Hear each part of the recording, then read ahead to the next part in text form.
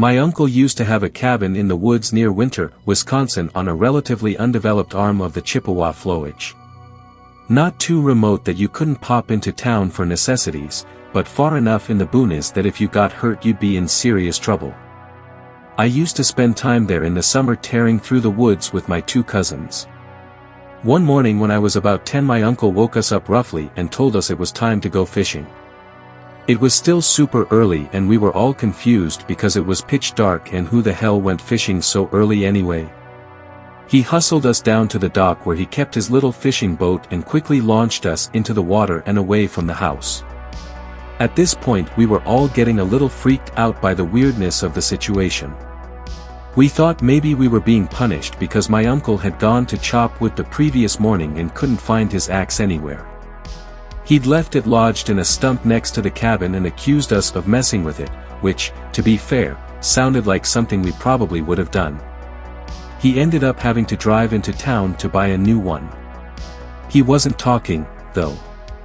We just sat shivering under a blanket at the bow of the boat while my uncle stared wild-eyed at the shoreline and waved a flashlight furtively ahead of us. We eventually arrived at my uncle's friend's cabin across the lake and tumbled into his house. Our uncle sent us to the loft to sleep and he and his buddy locked the doors and left, not returning until well after sunrise. Eventually our uncle showed up with the truck and trailer already packed with all of our gear and told us it was time to go home. We all thought it was weird that we were leaving the cabin days early, but we were kids so we just went with it. My uncle was quiet for the whole long drive back to civilization. Many years later my uncle confided to me that the reason he'd hustled us home was because he'd woken up around 3 a.m. to a strange THOK. THOK. THOK, sound from outside the cabin.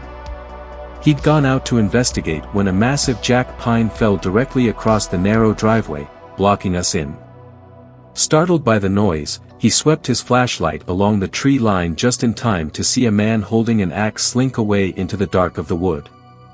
He and his buddy had to take turns chainsawing the tree apart while the other stood watch with a rifle. He never found the axe.